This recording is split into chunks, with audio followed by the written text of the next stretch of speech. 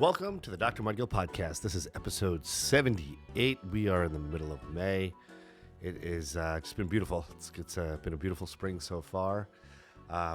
So this podcast, I'll say, as a dermatologist, this is the month of May, and May is Skin Cancer Awareness Month. So I would be remiss as a dermatologist not to discuss skin cancer and what everybody can do to prevent getting it. So just to kind of go over some numbers.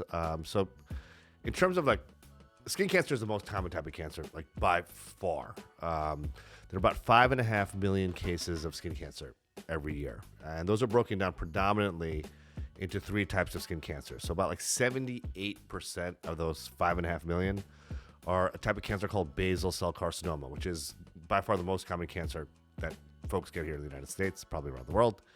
And it is a slow-growing, not really aggressive cancer that's caused by UV exposure. And, invariably, those basal cells are virtually 100% curable 100% of the time, as long as they're not left and festering for years and years and years on end. If that's the case, they can actually be locally destructive, kind of get into bone and stuff. But that almost never happens. Most of the time, some folks will see a spot, kind of like a pimple that doesn't go away, or a scaly patch that just doesn't go away. And if it's taken care of in its earliest stages, it's 100% curable 100% of the time. The next most common type of skin cancer is called squamous cell carcinoma. That's probably around 18% of skin cancers. And those two, when they're caught early and treated, they have a very, very, very high success rate of cure. Again, all skin cancers, even the one I'm going to talk about next, which is melanoma. What I tell my patients is skin cancer is 100% curable 100% of the time, as long as you catch it early. When folks get into trouble, it's when they kind of let things fester. But I'd say in terms of aggressiveness, squamous cell carcinoma is definitely a notch beyond basal cell carcinoma. Now, the least frequent of the common skin cancers is melanoma. So melanoma probably accounts for about 2% of skin cancers. It's about 100,000 cases a year, say. So melanoma, although it's the least prevalent skin cancer, only 2%, it's by far the most deadly. Melanoma can be very, very dangerous. It metastasizes if it's not taken care of. Fortunately, most melanomas are caught in a very early stage, what's called melanoma in situ, where it's just in the very top layer of the skin before it starts kind of working its way down. And those, again, as long as they're caught early, are 100% curable virtually 100% of the time. So the moral of this story is skin cancer is virtually 100% curable 100% of the time if it's caught early. Now, there's two parts to really preventing or catching skin cancer. So, you've all heard that phrase, an ounce of prevention. Well, with skin cancer, that's hugely important. So the biggest risk factor, particularly for basal cell and squamous cell carcinoma, are getting, bad blistering type sunburns, and many of them when you're a kid. So before you're 18, if you're getting really bad sunburns, every summer, that really increases your risk significantly of getting skin cancer. Tanning boots are literally the absolute worst thing that anybody can do to their skin. It's literally for your skin like smoking 2 packs of cigarettes a day, the equivalent of how bad it is for your body. And that really increases one's risk for skin cancer, all types of skin cancer. So obviously, prevention means don't ever even look at a tanning booth. It's the absolute worst thing you could do for yourself. And, if you're going to be out in the sun, you have to be very careful. Make sure you apply sunscreen. What I recommend is a sunscreen that's at least an SPF 30 and one that ideally has a mineral component to it, so either titanium or zinc. At a minimum, what I do for my own family is I use that as my base coat. And then if I'm jumping in the pool, jumping out, I'll use just an easy to apply spray sunscreen that's chemical based, like a Neutrogena spray or something like that for my reapplication coats of sunscreen. So that really preventing yourself from getting a sunburn is really key for preventing skin cancer.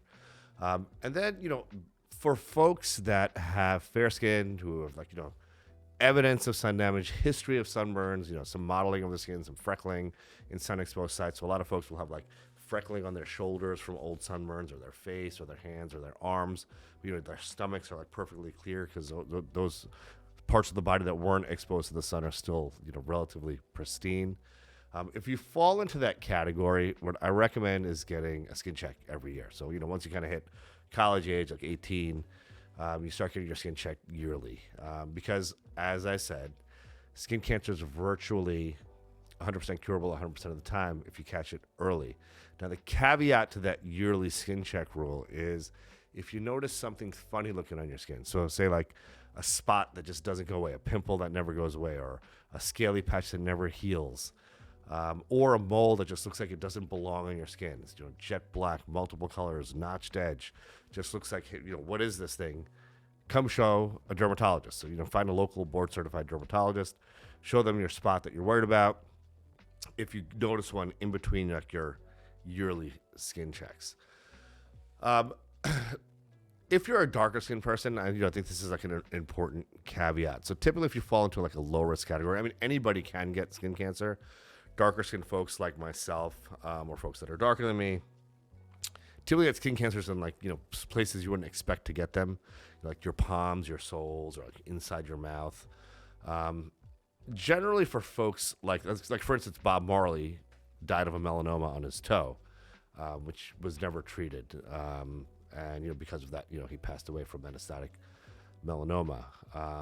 But had his melanoma been treated at a very early stage, he would still be here making music.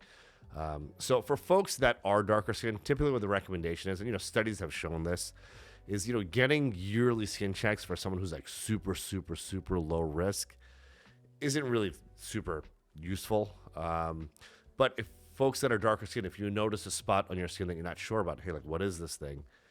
Don't let it just fester. Just get in to see a dermatologist. Let them check it out. They can either tell you, hey, it's totally fine, nothing to worry about. Or worst case scenario, they'll take a little piece of it. It's called skin biopsy. Look at that under the microscope and determine whether it's something that needs further treatment or something that's benign. So yearly skin checks for folks that have a history of sunburns, who are fair skin, light eyes, light hair, family history of skin cancer. Folks like that should really be getting yearly skin checks. Like darker skin folks, there's like, not quite as necessary, particularly if you fall into a very low risk category. So my public health message for everyone out there is, this is May. It's Skin Cancer Awareness Month. If you haven't got your skin checked and you are someone who falls into a high-risk category, just start that routine now.